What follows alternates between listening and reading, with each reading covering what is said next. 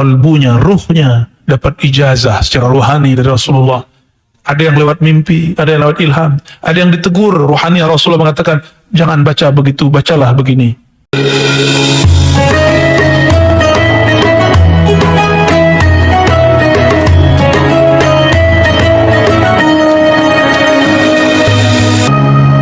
Para tuan guru, para masyaikh, para imam, para asatiz, para habaib yang dimuliakan Allah.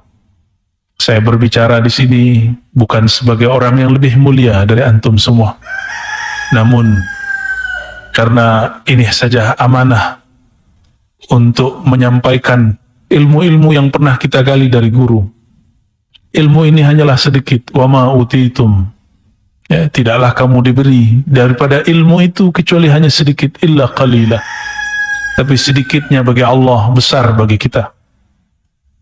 Besar menurut kita, kecil menurut Allah Subhanahu wa ta'ala. Sesuai dengan yang dikalamkan tadi, maka kami memilihkan daripada kitab Al-Hikam min Ata'illah, hikmah yang nomor 55.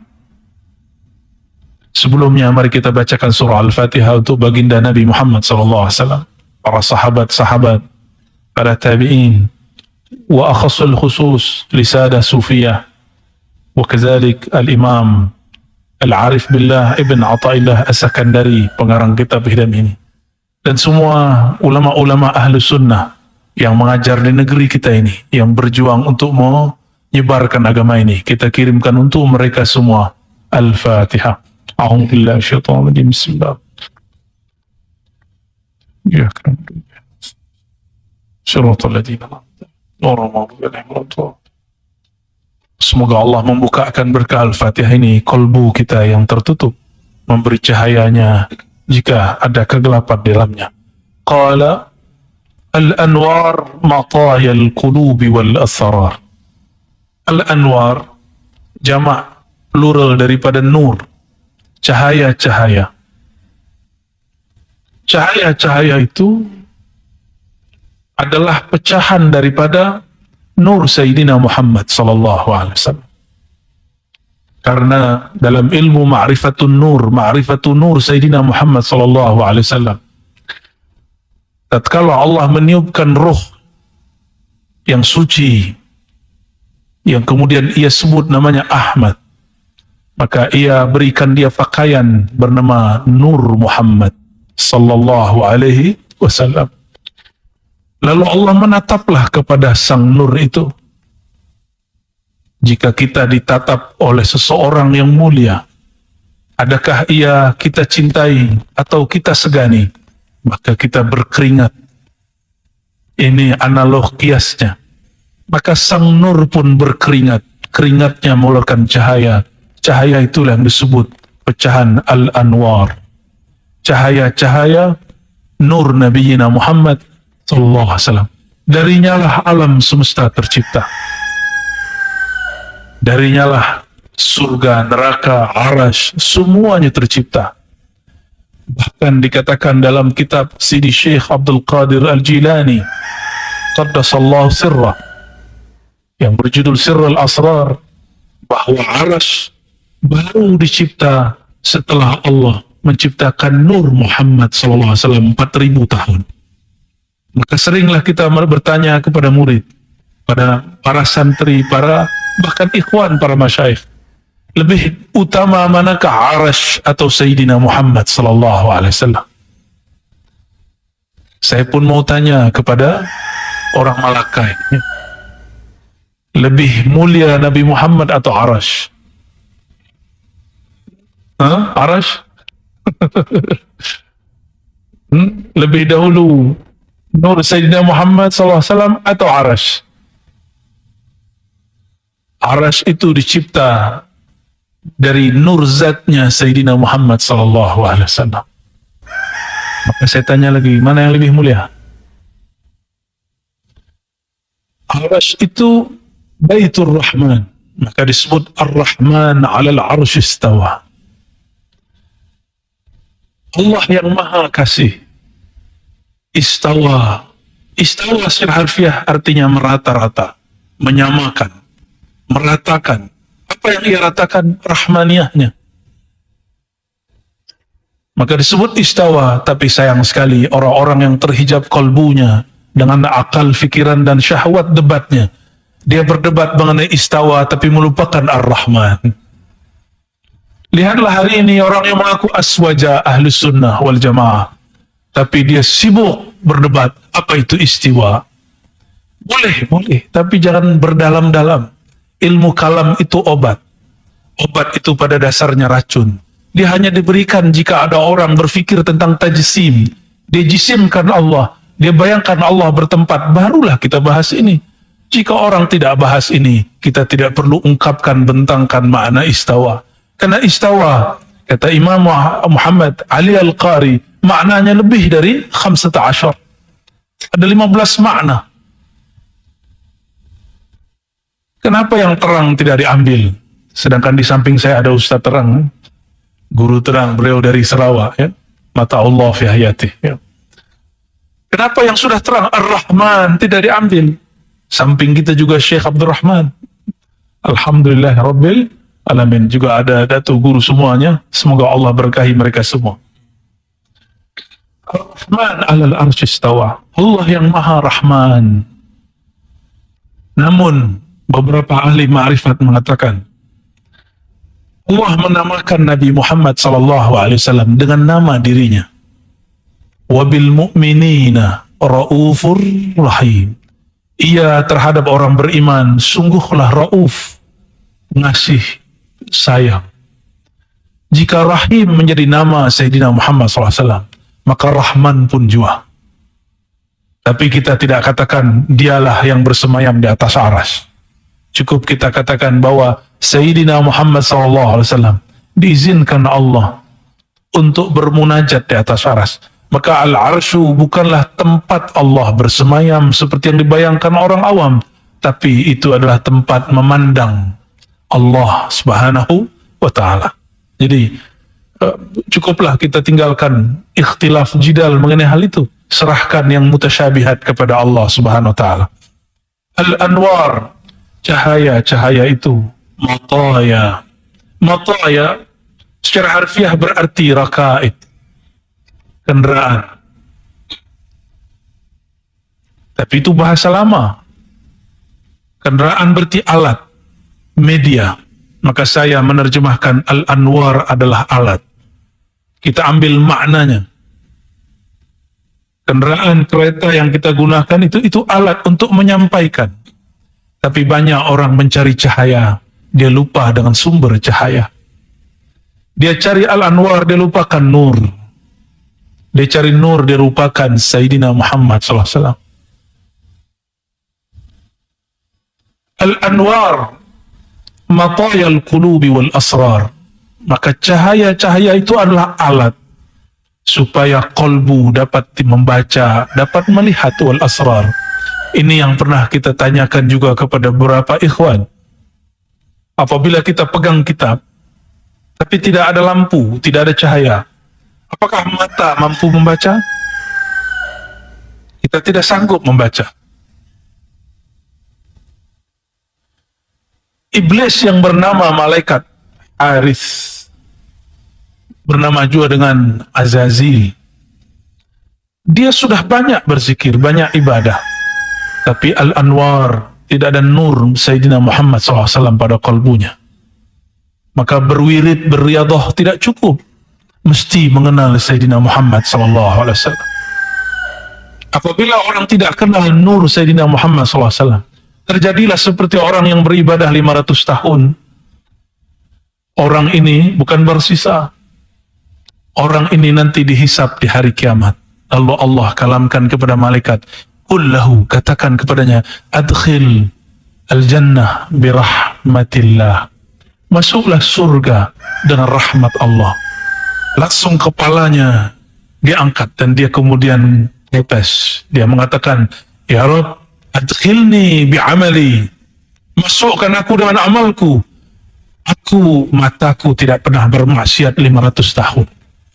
Kepalaku sujud terus selama 500 tahun.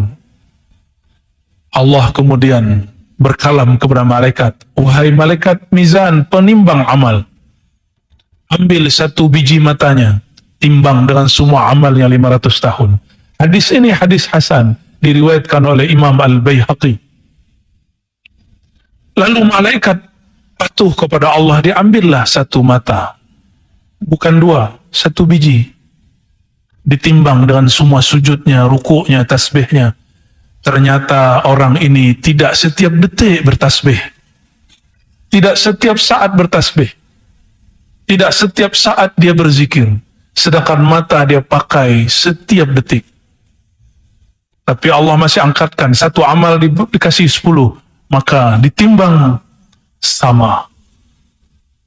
Apa kata Allah? Malaikatku, ambil biji mata satu lagi. Langsung dia sujud mengatakan, Ya Rabb, hasbunallah wa ni'mal wakil, adkhilni jannataka birahmatika. Masukkan aku ke dalam surgamu dengan rahmatmu, bukan dengan amalku. Dia terlambat dapat nur. Jika dia dapat nur di dunia, dia tidak berani mengatakan itu. Makanya sang nur mengatakan, Nurul Anwar bersabda, kamu tidaklah masuk surga, la yadkhul jannah ahadukum bi'amali. Kamu tidak masuk surga dengan amalmu. Sahabat pun bertanya, wala anta ya Rasulullah. Inilah polosnya sahabat. Sahabat itu polos. Mereka tidak menyimpan yang aneh-aneh di kolbunya. Engkau juga demikian wahai Rasulullah. Ya, sahabat yang bertanya ini lupa bahwa kunci surga ada di tangan Rasulullah. Rasulullah sendiri yang mengatakannya. Nabi mengatakan, bala, tentu. Tapi Allah meliputi aku, yataghammadani Allah birahmati. Allah melebur aku dalam rahmatnya. Nabi tidak mengatakan, seandainya beliau mau, beliau mengatakan, ana rahmatullah. Tapi beliau hanya mengatakan, inilah adabnya seorang Nabi Muhammad SAW. Allah meleburkanku, meliputi aku dengan rahmatnya. Jika rahmat Allah meliputi Sayyidina Muhammad SAW, adakah terlihat di situ makhluk? Kullu man 'alaiha fan. Semua aja binasa kecuali wajah Allah Subhanahu wa taala, wajah rahmaniyah ya Allah Subhanahu wa taala. Sahabat-sahabat akhirnya bermakrifat. Maka mereka yang mendengarkan kalam ini tidak akan berani mengatakan, ya Rabb, masukkan aku surga dengan amalku. Tidak berani, ya. Al-anwar matayil qulubi wal asrar. Maka dengan cahaya kalbu dapat membaca isyarat-isyarat Allah. Wal asrar, asrar jamak daripada sir. Sir itu adalah maktabatul ruh, di mana ruh menyimpan maklumat-maklumat yang disebut ilmu laduni. Sebenarnya setiap saat, setiap detik Allah menurunkan ilham Rabbani ke dalam ruh, tanpa huruf, tanpa suara, bila harfin wala sautin, namun maknanya disimpan di dalam sir. Lalu kalbu yang bening akan mampu membacanya, barulah dia menjadi pengetahuan ma'rifat, barulah menjadi kitab Al-Hikam, barulah menjadi kitab Ihya Ulumuddin, barulah jadi kitab Minhajul Abidin, setelah dia dibaca oleh ruh, oleh kalbu. Dan kalbu tidak mungkin membacanya kecuali jika ada nur Sayyidina Muhammad SAW. Lalu bagaimana cara kita hendak melimpahkan nur dalam kalbu? Karena nur bukan milik kita, tapi milik Allah. Allahu nurus samawati wal ard. Allah lah pemilik nur langit dan bumi. Langit itu sebutan lain untuk ruh. Bumi itu sebutan lain untuk tubuh. Tubuh ini dari bumi, ruh bertempat di langit sana. Maka boleh disebut Allahu nurus samawati wal ard. Allah lah sumber cahaya ruh dan jasad. Maka kita meminta kepadanya, dan Allah memberikan jalannya. Apa jalannya? Ya ayyuhalladzina amanu sallu alaihi wa sallimu taslima. Wahai orang beriman, dialah nurku, bersalawatlah kepadanya sekali, maka nurku Muhammad sallallahu alaihi wasallam aku limpahkan kepadamu 10 kali. Man shalla alayya sallallahu alaihi asyara marrat. Siapa yang bersalawat kepadaku sekali, Allah bersalawat dengan nurnya 10 kali. Maka orang-orang yang kolbunya kurang mendapatkan cahaya, perbanyaklah salawat kepada sang cahaya Sayyidina Muhammad sallallahu alaihi wasallam. Allahumma salli wa sallim wa barik alaih. Lalu pada hikmah berikutnya, an-nuru jundul qalb kama anna zulmata jundun nafs. Cahaya itu adalah tenteranya kolbu, askarnya kolbu. Jadi kolbu tidak cari cahaya, tapi ahli kebatinan mencari cahaya, cahaya yang kita sebut cakra, latifah. Kita tidak menyembah cahaya itu. Umat Sayyidina Muhammad tidak pernah menyembah Sayyidina Muhammad sallallahu alaihi wasallam. Cahaya itu hanya menjadi rakaibuhu, hanya menjadi kendaraan menuju Allah subhanahu wa ta'ala. An-nur jundul qalb. Maka nur Sayyidina Muhammad SAW itulah tenteranya kolbu. Sebagaimana zulmah. Jika nur itu dari jamalnya Allah, maka zulmah daripada jamal apa kawannya? Jamal jalal. Zulmah, kegelapan, adalah tenteranya nafsu, jiwa. Tapi semuanya milik Allah.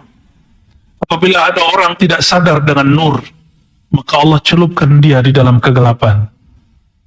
Apabila orang merasa dirinya banyak beramal, lalu dia merasa sok suci, Allah akan takdirkan dia, kakinya masuk kepada kegelapan maksiat dan syahwat.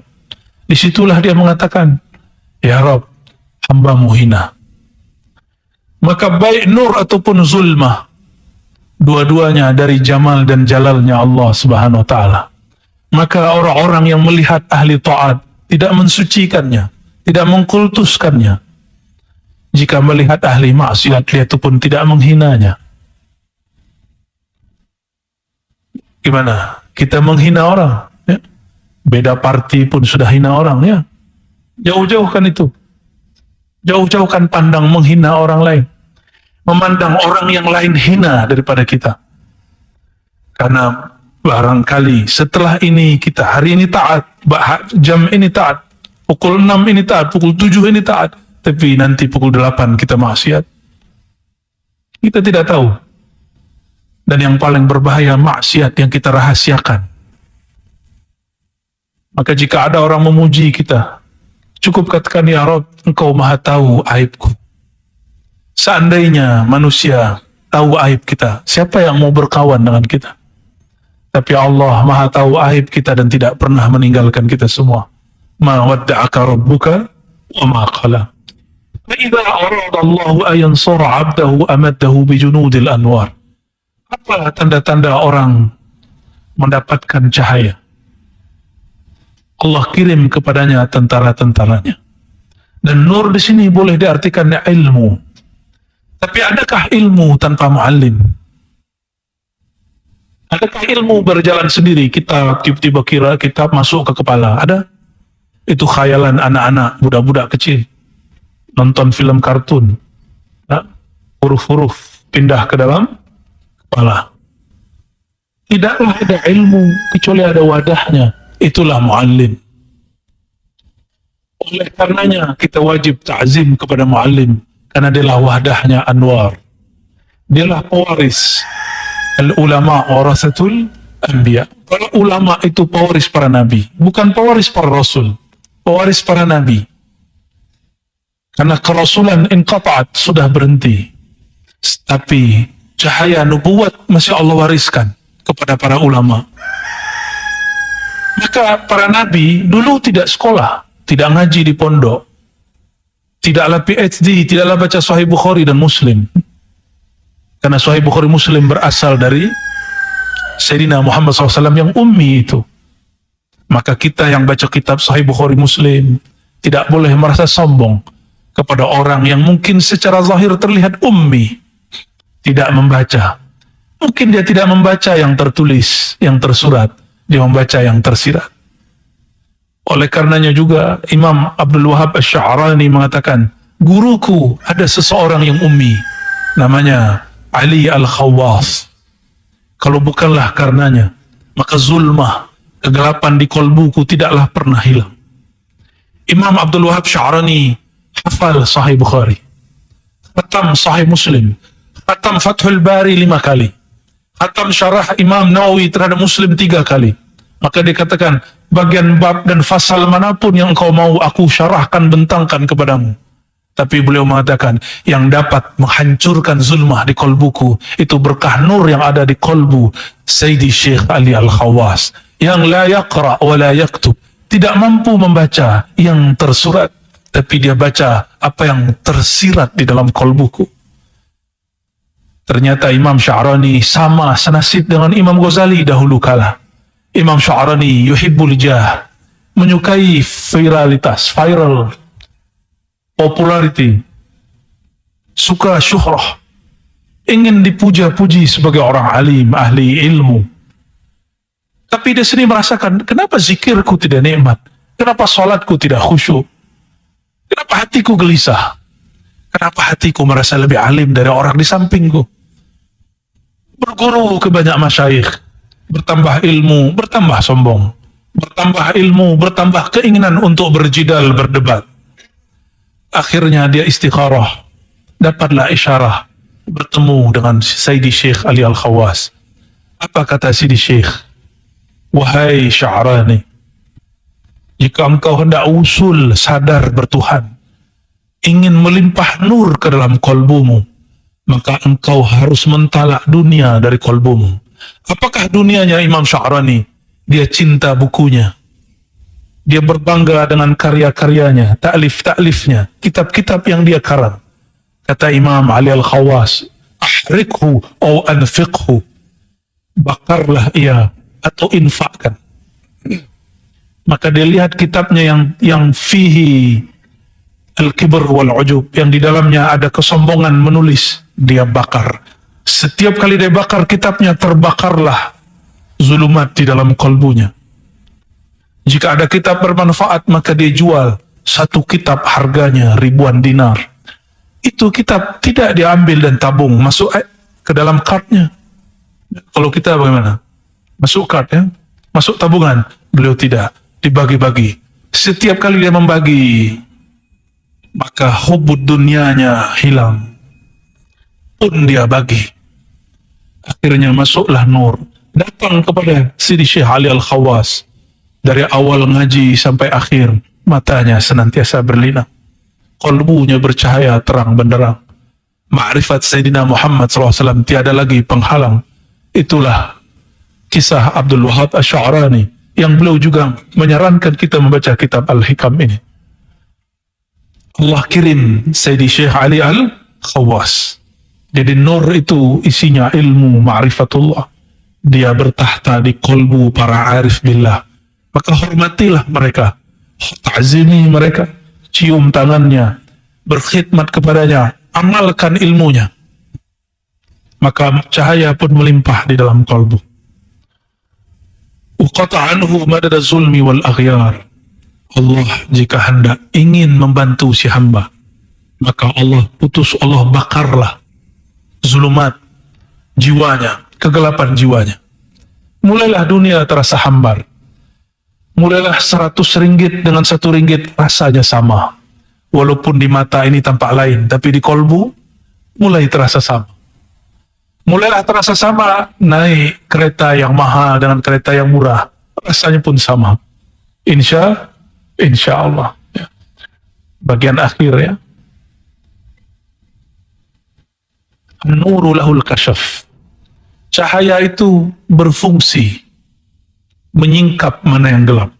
Maka tadi saya bertanya, jika kita pegang kitab, pegang mushaf, mampukah baca jika lampunya mati, padam? Kita tidak mampu baca. Maka nur masuk ke dalam kolbu, dia mampu membimbing kita membaca mana yang sudah tersurat. Wal basirah laha al-hukm. Lalu mata ini mata yang zahir, yang melihat namanya basar. Ini namanya ain, yang melihat namanya basar. Namun yang melihat kebenaran namanya basirah. Dia adalah ainul qalb, matanya qalbu. Ainul basar, ini dia. Ainul basirah ada di dalam qalbu. Ya. Al-basirah ini dia bertugas, lahul hukmu, dia menghukum, dia mengatakan, dia memutuskan ini baik, ini buruk. Nah, cara menghidupkan basirah ini setelah kita bersolawat dan belajar ilmu, beristikharah. Istikharah adalah latihan menghidupkan basirah. Maka setiap hari beristikharahlah dengan semua urusan kita. Insya Allah qalbunya akan mempunyai mata batin disebut basirah. Dan qalbu itu sendiri yang menjadi wadah daripada nur dan basirah. Lahul ikbal wal idbar. Inilah yang paling penting. Jika qalbu dia sudah mendapatkan cahaya, maka dia akan menghadap ikbal, menghadap kepada Allah. Barulah sah bertakbir Allahu Akbar lalu baca wajjahtu wajhiyah. Aku hadapkan wajah qalbuku kepada Allah, pencipta qalbuku, pencipta tubuhku. Tapi apabila qalbu belum bercahaya, maka dia idbar. Lisannya baca takbir, mulutnya berqamat kamit wajjahtu, tapi qalbunya idbar, qalbunya mengingat selain Allah Subhanahu wa taala. Maka ciri-ciri qalbu yang sudah iqbal, dia sudah mentalak dunia di qalbunya walaupun masih ada di tangannya. Ya, jangan talak dunia dengan tangan.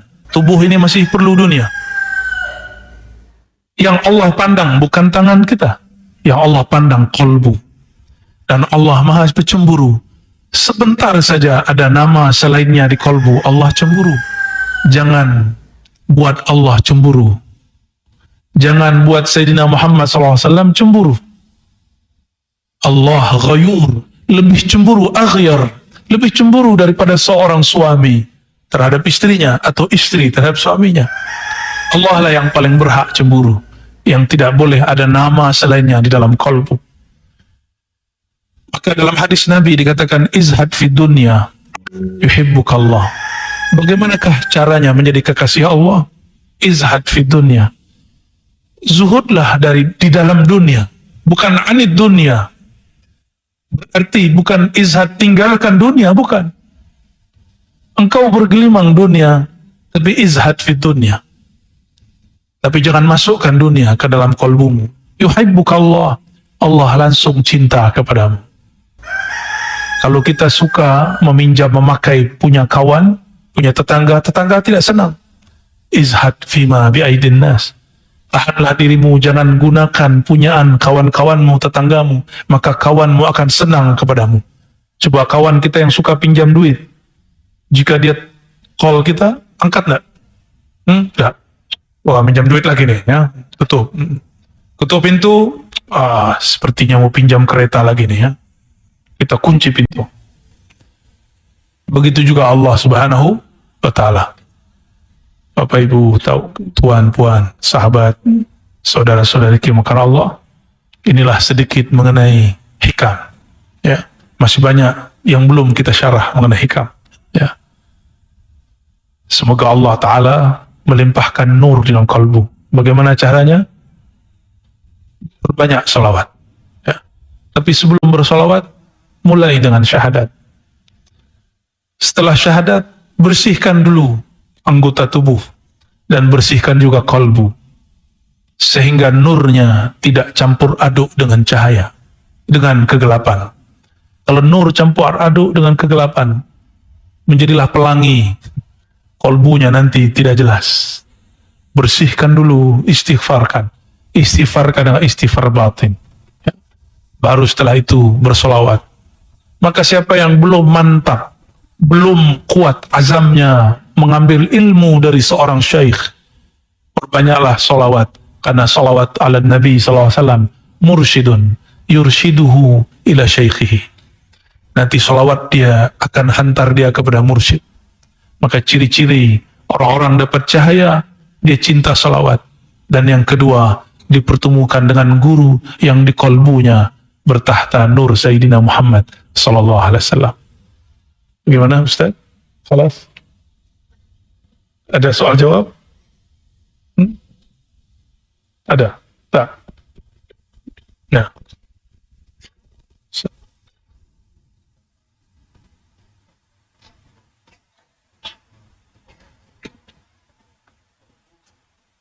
Hmm. Satu dulu. Hasbi Rabbi Jallallah ma fi qalbi ghairullah. Nah.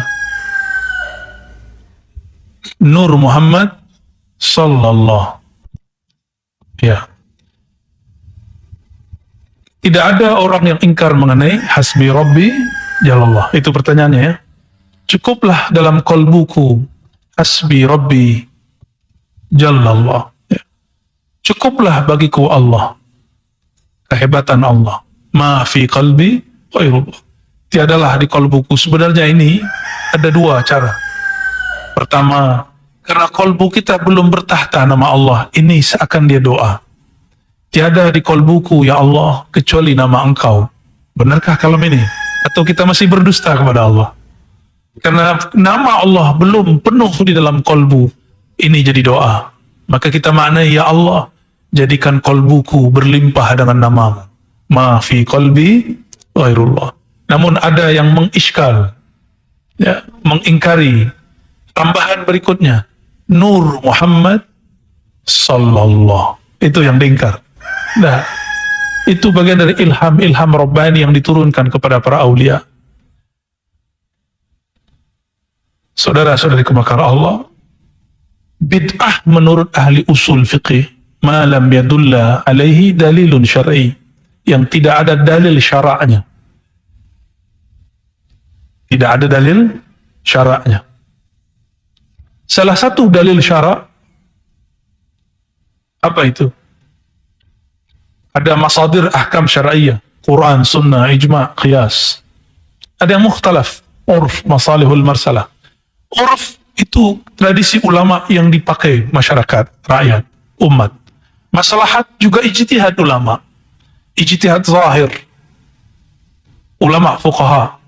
Maka jika ada maslahat walaupun tidak ada dalam Al-Quran dan sunnah, dia bukanlah bid'ah.